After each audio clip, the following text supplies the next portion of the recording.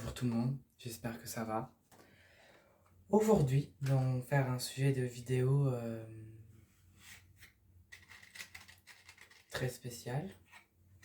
Comme vous le savez, sur ma chaîne, mes vidéos principales sont la cuisine, les vlogs et les vidéos horrifiques.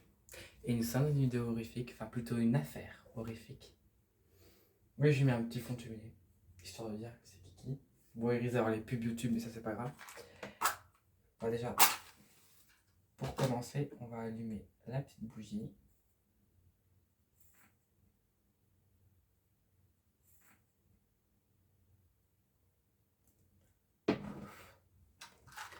On y va. Alors, hop, je suis là.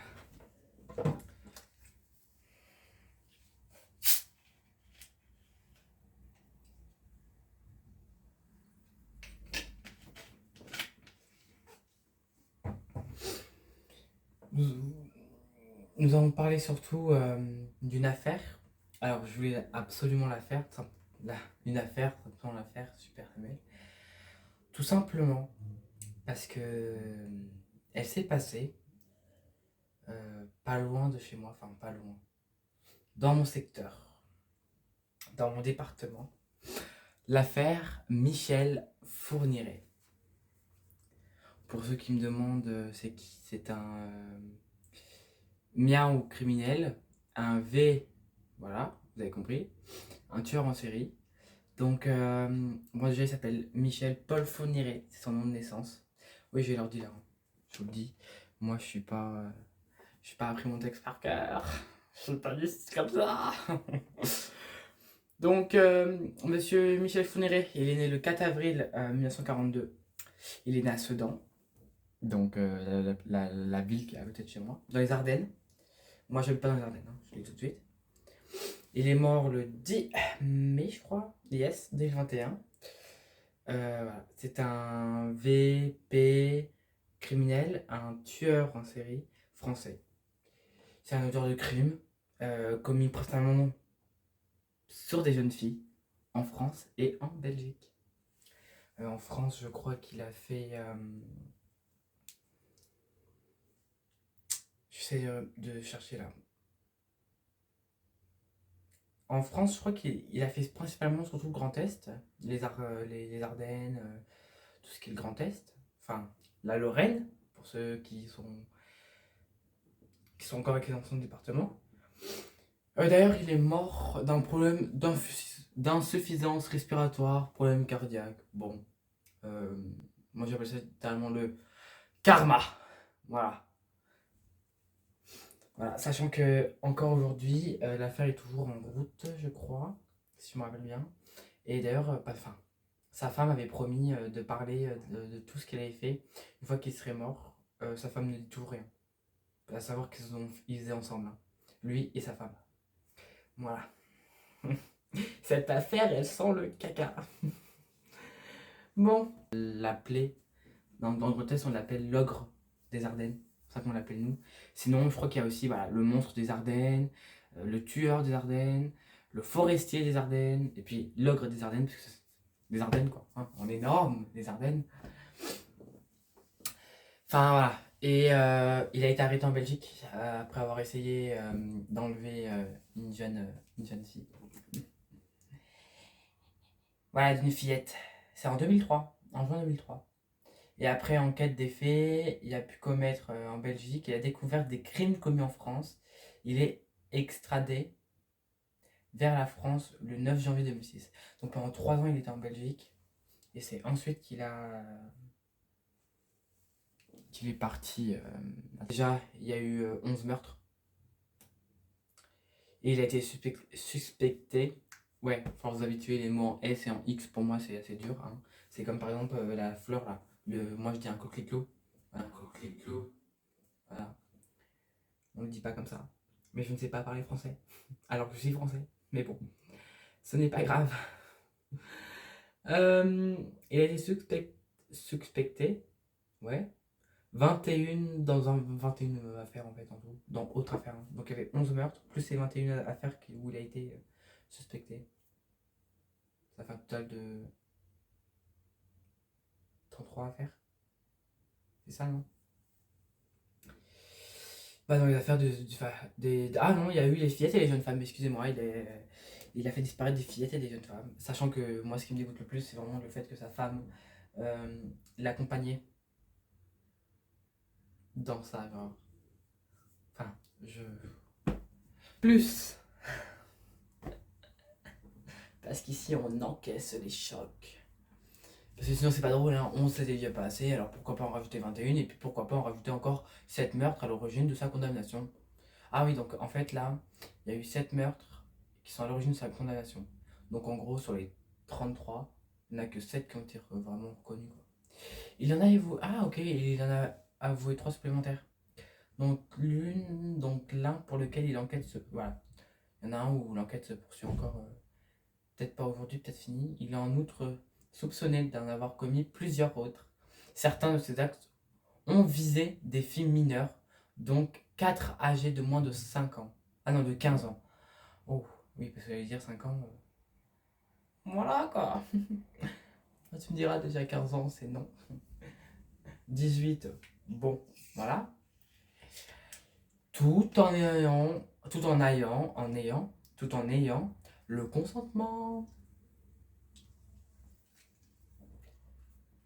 Parce que le consentement, c'est obligatoire. C'est comme ça la vie. Même si aujourd'hui tu vas... Enfin, je ne dirai pas plus sur les P criminels et les V. Parce que bon, il y en a partout, hein. Ça peut être ton voisin, ça peut être ton professeur ou ta professeure, ça peut être ta voisine, ça peut être la caissière dans ton magasin, ça peut être n'importe qui. Enfin, caissière, on dit plus caissière, je crois qu'on dit hôtesse de caisse. Enfin, bref. Donc, son épouse, Monique Olivier, née le 31 octobre 1948, est accusée de complicité de meurtre et de non-dénonciation de meurtre. Donc, elle avait connaissance. En plus, ils avaient un château, une espèce de belle demeure, un peu château, un peu manoir comme ça. Très belle maison. Si j'arrive à trouver des photos, je vous la mettrai par là, ou par là, ou là, ou ici. Tout dépendra de quand je ferai au montage. Voilà, donc elle a pris une sûreté de 28 ans. Une sûreté. Hein. Une perpétuité assortie d'une période. Ok, faut que j'apprenne à lire les phrases. Elle est jugée en même temps que lui et condamnée à la réclusion criminelle et perpétuité assortie d'une période de sûreté de 28 ans. C'est pas assez. Bah, il est né le 4 avril 1942, dans un milieu d'ouvriers, à Sedan. Voilà. Où il a passé son enfance. Voilà, on sait pas grand chose sur son enfance, parce qu'il n'en a pas du tout parlé. Il a pas voulu détailler. Au psychiatre qui l'interroge sur sa mère, fille de paysan. Du coup, je suppose que le papa, c'était celui ouvrier. Décrite par lui comme caractérielle. Michel Fourniret recommande la lecture de Jules Renard et Hervé Bazin dans Poil de carotte. Le petit François, victime de la haine et des humiliations maternelles, prend plaisir à massacrer de petits animaux, d'un vipère au poing. Jean, maltraité par sa mère tyrannique, trouve les femmes dégoûtantes. Bah là, mon loulou, ça me fait penser un peu à la vidéo sur les pires histoires d'ex, hein. L'hôpital psychiatrique, attends. Enfin, attends plus du coup parce qu'il est plus là. Bon. Et il trouve les femmes dégoûtantes, mais il les... L'année de sa naissance, elle faisait des... Ok. Donc quand il est né, elle faisait du ménage à Commandarto. Ah ok. Elle faisait le ménage... Elle faisait des ménages à la Commandarto de l'année allemande qui occupait les Ardennes. 42. Lui, il est né en 42. Non, ça me... Ok. Je suis en train de me perdre là. Donc là, on parle de Michel Fourniret ou de l'autre? Parce que je veux bien... Excusez-moi. Donc, Michel Fourniret, sa mère était paysanne. Enfin, fille de paysan. De paysanne. Il l'a décrit comme caractériel. Il propose de lire Jules Renard ou Hervé Bazin dans Poil de carotte, le petit François. Victime de la haine et des humiliations maternelles, prend plaisir à massacrer des petits animaux. Dans Vipère au point, Jean, maltraité par sa mère tyrannique, trouve les femmes dégoûtantes. L'année de sa naissance, elle faisait des ménages à commandature de l'année allemande qui occupait les Ardennes. Des rumeurs d'adultère avec un officier allemand ont circulé. Faut que j'arrête de faire un espèce d'accent, je sais pas où, circuler. Mais on ne sait pas si cette relation a réellement été consommée. Il aurait été victime d'inceste dans son enfance, du fait à sa mère. Bon, dis donc, sa mère, elle a l'air horrible quand il la raconte. Bon, après, généralement, les psychopathes, quand on voit leur vie, on se rend compte que ça vient surtout des parents, de ce qui s'est passé dans leur enfance. Comme quoi, traitez bien vos enfants, s'ils peuvent devenir de énormes psychopathes. Quand il avait 4, 5 ans ou 6 ans, pourquoi 3 ans comme ça, sa mère se servait de lui comme un... Ok. De la prison de Fleury-Mérogis, ça doit être dans les Ardentes, à mon avis. Non, même pas. C'est où ça? Attendez. Pénitentiaire de Fleury-Mérogis, c'est en Île-de-France. Ok. Dans le département de Essonne. Ah ouais. Ah, c'est dans le nord-est. Ah, c'est top. Donc c'est pas loin de chez moi, enfin vous savez, pas loin de chez moi j'ai une prison, hein. Donc bon. Il a écrit à Monique Olivier. Maman faisait la grasse matinée, elle m'avait pris dans le lit. Ce qui fut par la suite démenti par son frère André. Ouais, donc en fait il est en train de mentir. Gros psychopathe et en plus menteur, c'est super, on dirait les ex des meufs. Ou des gars. Il a eu une sœur et un frère, tous deux plus âgés que lui. Huguette, morte en 2002. Et André, il aurait été très marqué par l'avion de sa sœur, déféquant dans un seau et a plus tard déclaré: Pour moi, une femme, ça ne défèque pas, c'est dégradant, ce n'est pas la hauteur de l'image de la Sainte Vierge. Une femme, ça ne défecte pas, c'est dégradant. Ben en fait, si la femme, elle ne défecte pas, elle va mourir. C'est naturel, moulou. Naturel. Tu sais, comme toi. Si toi tu le fais, c'est que la femme doit le faire aussi. Je sais pas. Donc sa soeur ne peut pas déféquer. Elle doit être à l'image de la Sainte Vierge. Ça donne une image des chrétiens. Ça donne une image horrible aux chrétiens. Enfin, sur les chrétiens. Je vous l'accorde, les chrétiens sont pas comme ça, pas tous. De toute façon, il y en a partout, hein, comme je vous l'ai dit tout à l'heure. Ça peut être même vos propres pères ou vos propres frères. Et la musique de Damso, hein, Julien. Voilà, c'est aussi simple. Son père travaille comme ouvrier. Tiens, qu'est-ce que je disais? Dans la métallurgiste à Sedan. Bah oui, c'est connu, l'usine là. Je sais même pas si elle existe encore. Je crois qu'elle existe même plus cette usine. Il est décrit comme alcoolique et absent. Il divorce de sa femme à la santé mentale défaillante et obtient la garde de ses 3 enfants. Ouh. Oh la famille de tarés.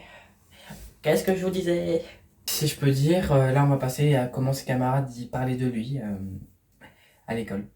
Bah il le surnommait fourbe, voleur de stylos ou de portefeuilles et de livres.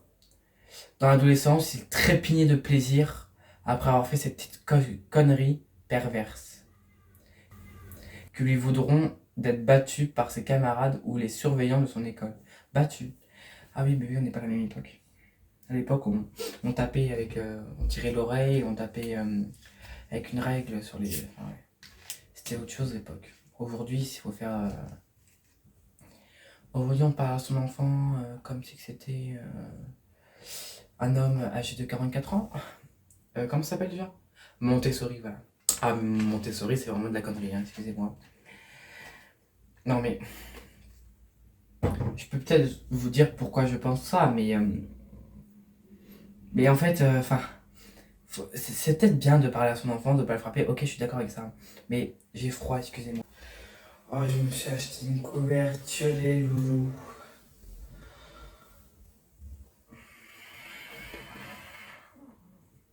Elle est pas trop bien ma couverture. Eh, elle est toute douce. Elle est incroyable, non? On a envie de dormir dedans et de plus jamais se relever. Oui, c'est bien, hein, la base est bonne, mais le reste est nul. On parle de sa vie adulte. Il est passionné par les échecs et la littérature. D'ailleurs, il est cultivé et il cite Dostoevsky, Reich et Camus. Je vais péter un câble.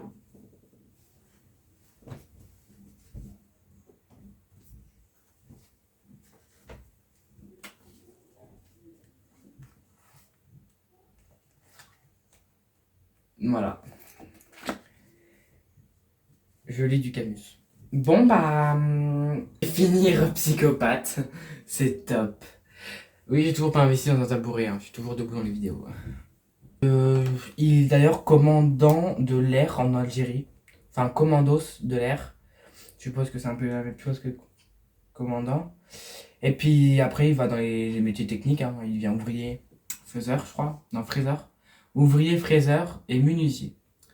Ensuite, il se marie en 64 avec Annette, donc son ex, si je me souviens bien, et son premier enfant. En 67, il est condamné pour la première fois à de la prison avec sursis. C'est pour avoir agressé des mineurs. J'espère qu'Annette c'est bien... Voilà. Sa femme demande le divorce. Elle a raison, Annette, t'as raison, ma belle. Cours, va te trouver un meilleur homme. En 70, il se remarie avec Nicole, mariage qui sera suivi de la naissance d'un fils, puis de jumelles. Il a eu combien de gosses, lui? Là, c'est déjà les 1, 2, oui, 4. Entre 66 et 70 et entre 66 et 73, il est condamné pour des faits de voyeurisme et de violence commis à Nantes et à Verdun. Oh my god, Verdun. D'ailleurs, cette couverture, elle vient de Verdun. Verdun. Je suis pas loin de Verdun, hein, comme Sedan. De toute façon, voilà quoi. Je crois que c'est le plus gros meurtrier de France, hein. Et il y a beaucoup de meurtriers qui viennent d'ici, de Lorraine. Je sais pas quelle image on doit avoir de la Lorraine. Oh! Bah attendez.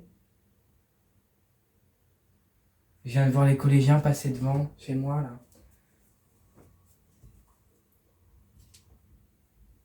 Ouais, donc, voilà, il fait du voyeurisme et de la violence à Nantes et à Verdun. Ensuite, il est incarcéré le 25 mars 64, non 84, excusez-moi.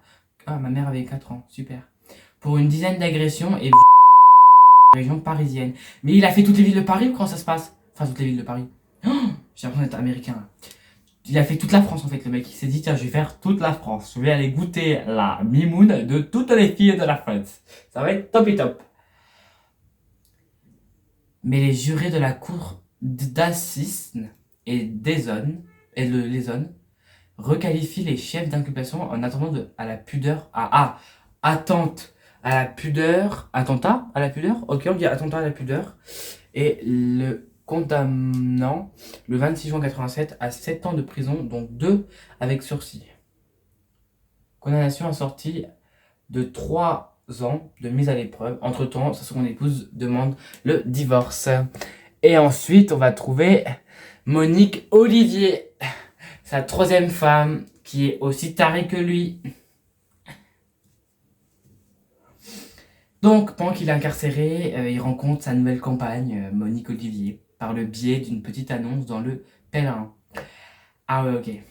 Dans laquelle il écrit « Prisonnier aimerait correspondre avec personne de tout âge pour oublier solitude ».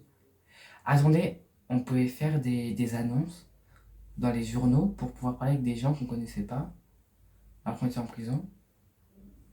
Ah ouais, ça existe encore ça. Oh. Après un échange de courrier, elle vient lui rendre visite régulièrement pendant son incarcération. Il est libéré pour conduite des ampères le 22 octobre 87 à Fleury-Mérogis, donc la prison où je vous parlais au début, par le jeu des remises de peine et de 3 ans de détention provisoire déjà effectués avant le procès. Il va du coup s'installer avec Monique Olivier à Sainte-Cyr-les-Colons, dans l'Yonne, non loin d'Auxerre. D'Auxerre, excusez-moi. Le second mari de sa mère, il possède une maison. D'ailleurs, je crois que c'est la fameuse maison que je vous parlais. Peut-être pas, mais attendez. Là, maintenant, on va parler d'un peu de Monique Olivier. Bon, elle est née le 31 octobre 1948 à Tours. Elle est elle-même séparée de son mari et a 2 fils. Elle épouse Michel Fourniret le 28 juillet 89 et ils ont un fils, Selim Fourniret, qui naît le 9 septembre 88. Il projette vaguement de monter un gîte maçonnerie, tandis que sa femme reste cloîtrée chez elle. Il commet son premier enlèvement, celui de viol et de meurtre. D'ailleurs, le mot viol, je sais pas si on a le droit. Avec la complicité active de celle-ci en décembre 87. Moins de 3 ans après sa libération et son installation dans le village incorné, il enlève, viole et tue une adolescente de 17 ans, Isabelle Laville. Le couple circule ensuite dans les Ardennes. Pourquoi ils reviennent?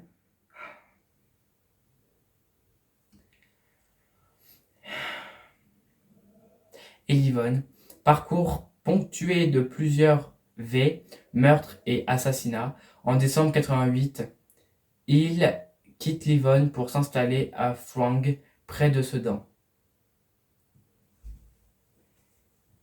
Il aime bien les mimounes des Ardennes. Il a l'air d'être affolé parce qu'il n'arrête pas.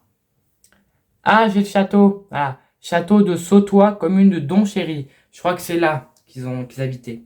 En 88, il est contacté par Farida Amish, la compagne d'un de ses anciens compagnons de cellule, Jean-Pierre Elegouarch. Ce dernier, après avoir flirté avec les milieux d'extrême gauche, avait été arrêté pour braquage et trafic de stupéfiants. En prison, il a sympathisé avec Fourniret.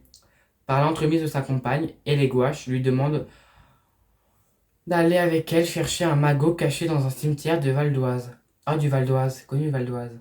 Est constitué de plusieurs dizaines de kilos de lingots et de pièces d'or. Et le transfère dans un appartement à Vitry-sur-Seine. Je suppose que tout ça, c'est à côté de chez moi. La provenance de ce magot reste incertain, mais il semble qu'il vient d'un braqueur italien nommé, je sais pas faire l'accent italien, Gianluigi Esposito. Non, je sais pas le faire. Je suis pas italien, donc bon. Et les gouaches et... Attends quoi? Et les gouaches et eux, connaissance de cette cache, abritant une partie du trésor de guerre du célèbre gang des postiches, dont l'un des membres, André Bellache, s'était évadé d'une prison italienne avec Esposito. Donc il y a Isabelle Laville, 17 ans, enlevée par le couple Fourniret à Auxerre, le 11 décembre 87. En revenant du lycée, son corps a été découvert en juillet 2006.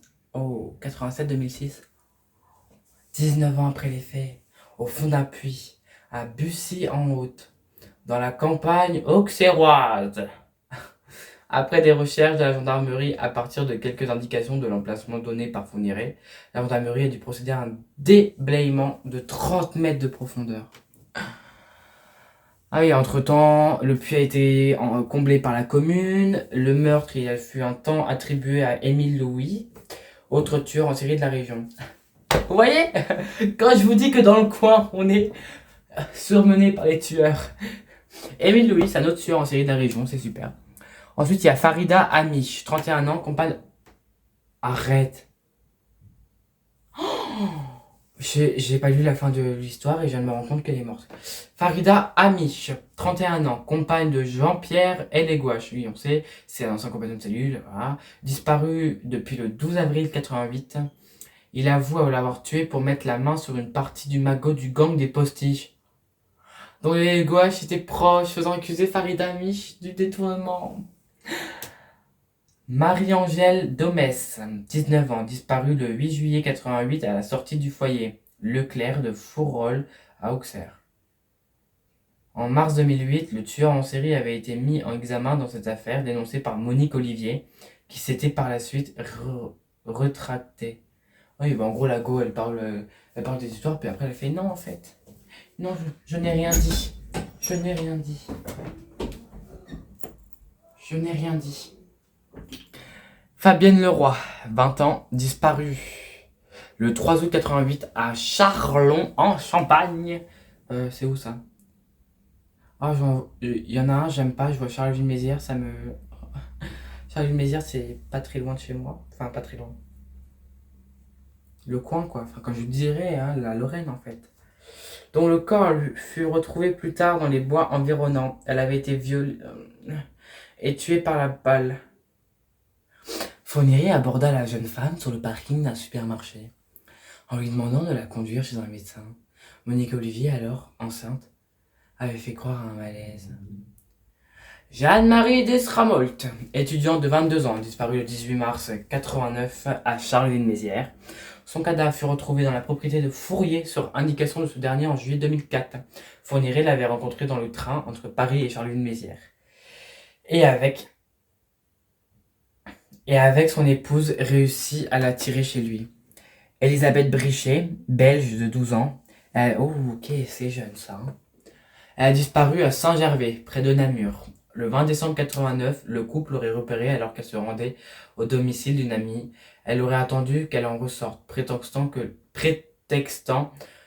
que leur bébé était malade. Lui et son épouse ont demandé à la fillette de les accompagner chez un médecin. Après l'avoir et il l'a tué 36 heures plus tard chez lui. On a longtemps cru que son enlèvement était le fait de Marc Dutroux. Ah, mais putain, oui, Marc Dutroux. Marc Dutroux.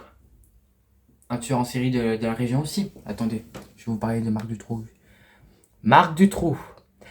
6 novembre 56 à... Ah non, il vient de Belgique, j'ai rien dit. Il a été tué, hein, il a appelé l'affaire Dutroux. En 2004, il a reconnu coupable d'assassinat et de V sur mineurs, de séquestration, d'association de malfaiteurs et de trafic de... Ok, bah Marc Dutroux, on va s'en faire une autre vidéo. Jusqu'à ce que Fourniret mène la police en 2004 sur le lieu où il avait enterré dans sa propriété du château de Sautour. Voilà, le fameux château où je vous parlais. Johanna Parish, britannique de 20 ans, lectrice d'anglais au lycée Jacques Amiot d'Auxerre, retrouvée le 17 mai 90 dans une rivière à Moneto, Yvonne, après avoir été et battue, étranglée. En mars 2008, le tueur en série avait été mis en examen dans cette affaire pour assassinat. La cour d'appel avait finalement ordonné un non-lieu à son encontre le 14 septembre 2011. Un an plus tard, elle avait annulé l'ordonnance de non-lieu dans l'affaire Parish et demandé au juge de rouvrir l'instruction sur la base de nouvelles pistes. Et il l'a avoué en 2018. Natacha Danet, 13 ans, disparue le 24 novembre 90 à Rezé, dans la banlieue sud de Nantes. Fourniret et son épouse étaient rendus à Nantes ce jour-là. L'audience, le couple Fourniret devant répondre à une... Ouais. Il allait à une audience, il fallait qu'il réponde, il la croise sur le parking du centre commercial E. Leclerc.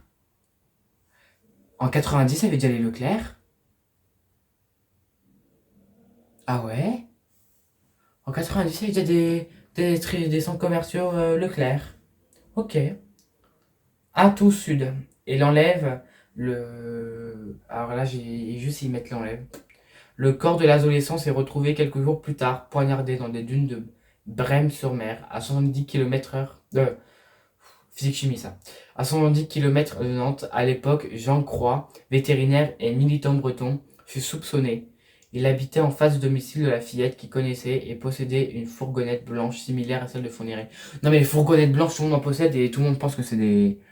Normal parce que il les kidnappe tous dans des fourgonnettes blanches.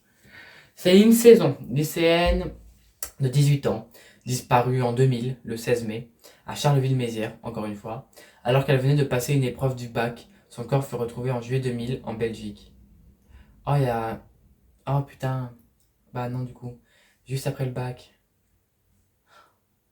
T'imagines, tu vas au bac, tu apprends et tout, puis tu sors du bac et tu meurs. Franchement, c'est pas... Magnania. Ok. Tumpong. 13 ans, française d'origine thaïlandaise. Je me disais bien. Disparue le 5 mai 2001 à Sedan, en revenant de la médiathèque. Ses ossements ont été retrouvés en mars 2002 en Belgique, dans le bois de Nolevo, à une trentaine de kilomètres de Sedan. C'est ça aussi, nous. Ce qui est bien, c'est qu'on... Ce qui est bien. Parce qu'on est à côté du Luxembourg, de l'Allemagne et de la Belgique, alors c'est assez facile de... Et puis du coup, la dernière, Estelle Mouzin, 9 ans.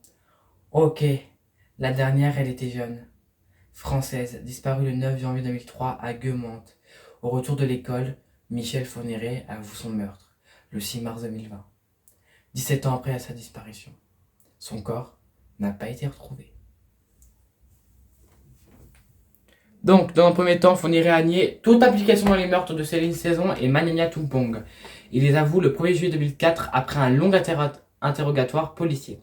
Le 18 janvier 2006, la Cour de cassation a rejeté le pouvoir introduit par Monique Olivier, requérant la prescription de l'action publique pour les meurtres d'Isabelle Laville et Fabienne Leroy, de Jeanne-Marie Desramolt, d'Elisabeth Brichet, Natacha Danet et de Farida Amish.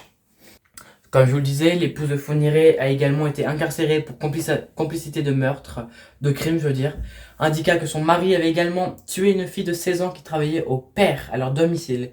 Il l'aurait assassinée en 93, mais cela n'a pas pu être confirmé. Pas d'identité de la victime connue, Monique Olivier ayant indiqué que le corps avait été enterré à Sarles-Custine. Pourtant, plusieurs fouilles ont été entreprises en 2004 et ils n'ont rien retrouvé.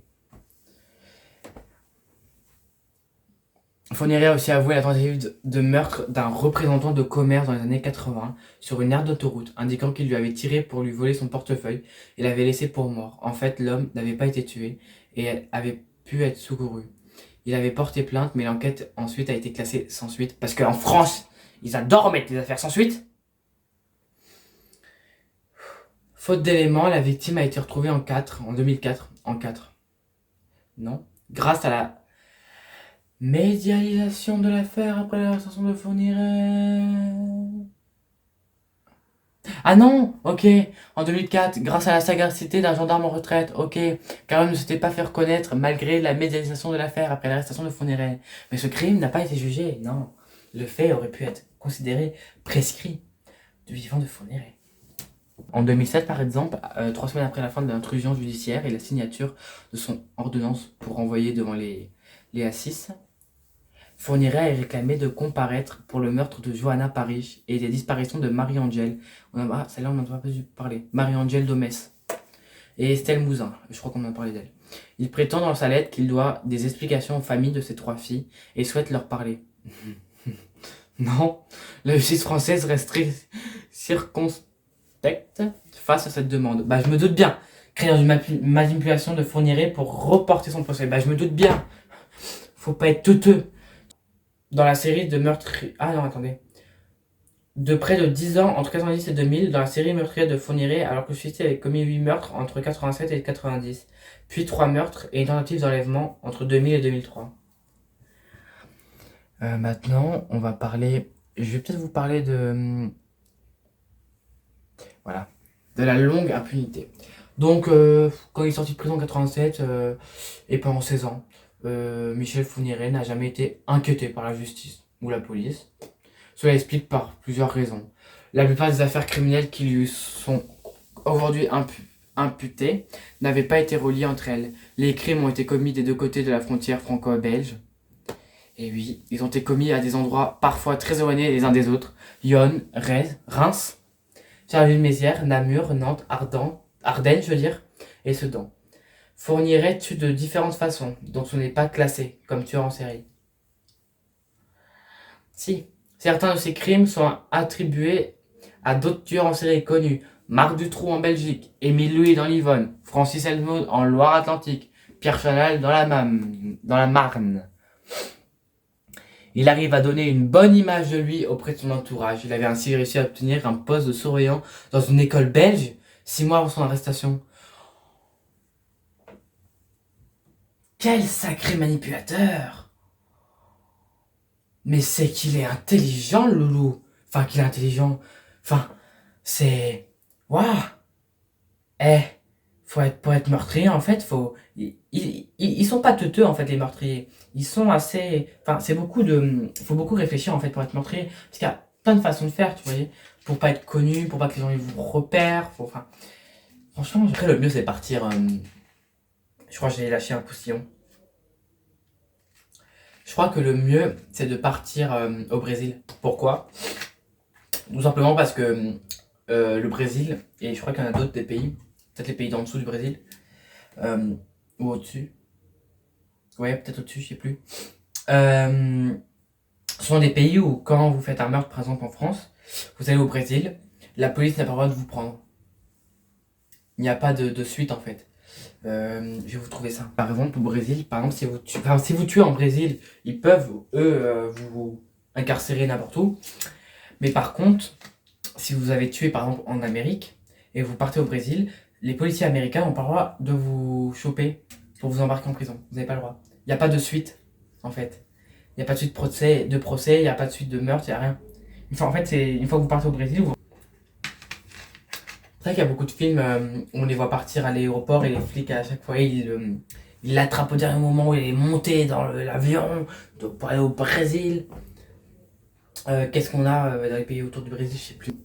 Michel Fourniret se décrit comme un être mauvais et dénué de tout sentiment humain. Ses aveux froids et les récits d'interrogatoire font paraître une personnalité égocentrique et il représente des remords. Il est indifférent à la douleur auprès de la famille des victimes. En 2004, en septembre 2004, les experts de la justice belge, ils ont reconnu Michel Fourniret comme responsable de ces actes. Lors de son procès d'assist en 87, il est décrit par l'expertise psychiatrique comme un homme dangereux, obstrubilé par le fantasme de la virginité chez ses victimes. Ah, je vais vomir. Et ne réalise pleinement son caractère antisocial que devant la résistance de celle-ci. C'est vrai que les fantasmes sur la virginité, c'est choquant comment il y a énormément d'hommes en fait qui ont ce fantasme de se taper une femme vierge. C'est drôle en fait parce que la virginité, on n'en parlait pas en fait. Enfin, ça a été pas créé, mais je crois que ça vient de la Vierge Marie. Vierge Marie, parce que la Vierge Marie est tombée enceinte sans qu'elle ait eu de rapport sexuel. Du coup, je crois qu'on appelle Jésus, c'est ça, non? Le bébé qu'elle a eu? Il me semble que c'est ça, si je suis bien. Donc en fait, il n'y a pas de... Enfin, c'est quelque chose qui est apparu au moment où le christianisme et le catholicisme sont arrivés. Donc voilà, c'est pas quelque chose qu'on en parle depuis quand on est des grands Cro-Magnons. C'est un fantasme qui est venu en fait avec la création. Mais non, je peux même pas dire ça. Je peux même pas mettre un mot en fait sur les religions. Mais voilà, c'est des fantasmes qui sont venus avec la religion, quoi. Ce qui est très très dommage et ce qui est horrible. Voilà, et en fait, il a une obsession avec la virginité chez les femmes. Il adore. Il en a parlé aux enquêteurs que la grande désolation de sa vie était d'avoir jamais épousé une femme vierge.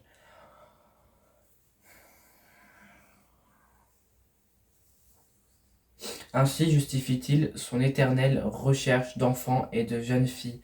Ah, qui nomme S. Attends quoi? Il nomme ça MSP, membrane sur pattes, partant régulièrement à la chasse selon ses propres termes. Il est complètement taré. Il est. Voilà.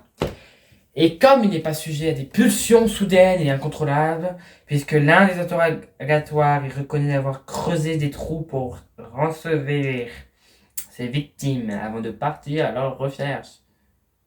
Ah, en gros, il creuse des trous. Ensuite, il va chercher la victime. Il la vêt, il la tue, il l'enterre dans ce trou et il rebouche le trou. Ou il le fout dans une rivière. Comme, je sais plus comment ça s'appelle. Voilà. Dans d'autres cas, comme celui d'Elisabeth Brichet, il était capable d'attendre plusieurs heures à la sortie de la fillette qu'il avait repérée. Oh, t'imagines? Toi, t'es là, tu dis à tes enfants, à l'école, elle est à 3 pas, allez-y. Les enfants, ils partent,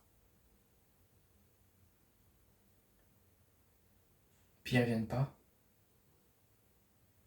Imagine quand même, lui, là. Il les voyait sortir de la maison, il les suivait, il allait en cours, il attendait 4 heures devant l'école. Au moment où il ressortait, hop là! Il était capable d'avoir des actes super violents et sans aucune connotation sexuelle, pour s'adapter à un bien. Tentative de meurtre sur un représentant de commerce pour lui avoir volé son portefeuille. Meurtre de Farida Amici pour les Utunes. Ou vol d'armes avec violence à la police des frontières à Givet. C'est dans le 55, je crois. En avril 2001, les enquêteurs pensent qu'il a utilisé un stratagème pour se disculper d'une éventuelle accusation alors qu'il n'a pas réussi à faire monter dans son véhicule une femme de 20 ans à Ans-sur-Lens. Il emmène quelques heures plus tard une autre jeune femme de Rochefort à Chanly dans son véhicule sans tenter de quoi que ce soit. Se montrant même courtois, il aurait ainsi essayé d'anticiper sa défense face aux enquêteurs en cas de plainte de la première jeune fille, sachant qu'il allait être repéré par sa plaque d'immatriculation. Le procès a été ouvert le 27 mars 2008 à la cour d'assises de Charleville-Mézières. Il s'est achevé le 28 mai 2008, donc un mois plus tard. 2 mois plus tard. Oui, 2 mois. Si je me rappelle bien, Monique Olivier, son épouse, elle a répondu aux questions. Il était en prison pendant tout le procès. Et le 19 décembre 2023... Ah, attendez. Le 2 juillet 2010, le juge aux affaires familiales du tribunal de Charleville-Mézières prononce le divorce entre Michel Fourniret et Monique Olivier après 21 ans de mariage. Monique Olivier est encore mise en examen pour ses affaires de Paris chez Domès, à Paris, et pour l'affaire Amiche à Versailles. Michel Fourniret l'a été également pour les mêmes faits jusqu'à son décès. Il est mort en 2021 à cause de problèmes cardiaques et de trucs respiratoires. Le 19 décembre 2023, après 3 semaines de procès, Monique Olivier est condamnée à la réclusion criminelle à perpétuité, assortie d'une période de sûreté de 20 ans par la cour d'assises des Hauts-de-Seine à Nanterre. Monique Olivier a été déclarée coupable de complicité dans l'enlèvement, de séquestration et de mort de Marie-Angèle Domès, 19 ans, Johanna Paris, 20 ans, Estelle Mouzin, 9 ans. Le parquet avait demandé la peine maximum encourue pour ces faits, soit la perpétuité, assortie de 22 ans de sûreté. Et je crois même qu'elle est sortie, non? Monique Olivier, elle est où elle? Donc elle est bien, elle est encore en prison. Il me semblait qu'elle était sortie de prison ou un truc comme ça, non? Donc, bah voilà. Il est mort le 10 mai 2021, donc Michel Fourniret, hospitalisé, excusez-moi, en urgence à l'hôpital de la Salpêtrière à Paris. Michel Fourniret, il meurt à l'âge de 79 ans. Il est enterré dans le carré des indigents du cimetière parisien de Thiers. C'est quoi le carré des indigents? Tiens, on va... Ok, locution nominale. Parcelle réservée dans certains cimetières aux défunts dont les corps n'étaient pas réclamés par les proches. Ok, donc c'est oui, indigents, indigènes un peu.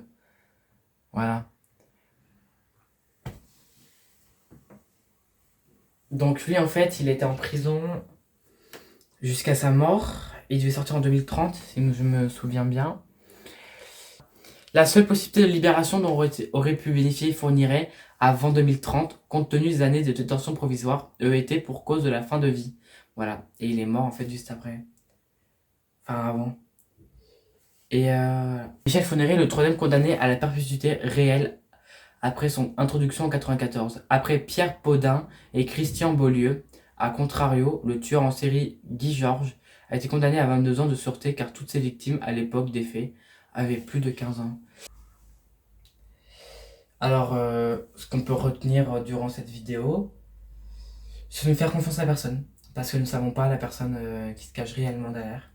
Ça peut être votre ami, votre frère, votre père, votre voisin, votre hôtesse de caisse, votre voisine, votre soeur, ça peut être votre mère, ça peut être votre père, ça peut être votre tante, votre tonton, votre grand-mère, votre grand-père, ça peut être n'importe qui dans ce monde. Il peut se passer des choses comme ça, hein, de la paix, voilà, du V. Ce qu'on peut retenir, c'est que on peut réellement ne pas avoir de confiance. Ça peut être aussi votre partenaire, ou pas, ouais.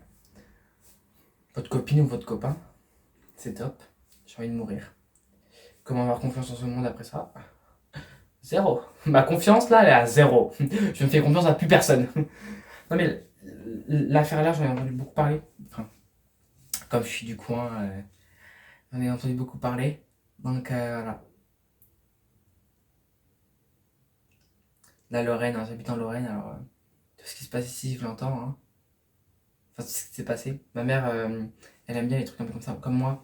Par exemple, si vous voulez des séries sur ça, sur le V, tout ça, je peux vous présenter Law et Order, New York, unité spéciale.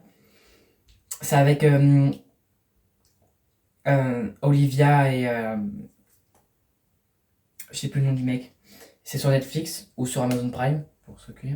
Sur Netflix, il y a certaines saisons. Sur Amazon Prime, il y a toutes les saisons, de la 1 à la 24 ou 25. Donc, voilà. J'aime bien regarder des trucs. Si vous voulez regarder un film ou une série, je peux vous présenter les films La Police, P-O-L-I-2-S-E, sur Netflix aussi, film français qui est d'ailleurs super. En ce moment, il y a un extrait qui passe sur TikTok, c'est j'ai chaud, je vais ouvrir la fenêtre et elle saute. Voilà. Sinon, je peux vous présenter quoi? Les Chatouilles. Pareil, film français qui parle de V sur Netflix aussi. Sinon, les autres films, je vois pas trop. Pour séquestration, tout ça, je peux peut-être vous proposer The Room 69. Je crois que c'est ça. Ou je crois que c'est juste The Room. Enfin, vous taperez et vous me direz. Où ça parle de.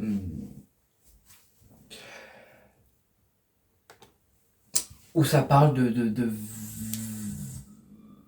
séquestration et de V.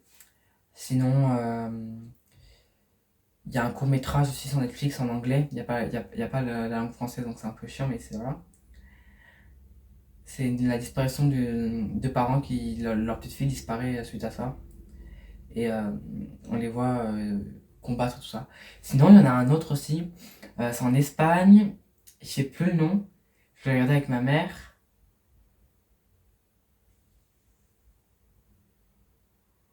Je sais plus.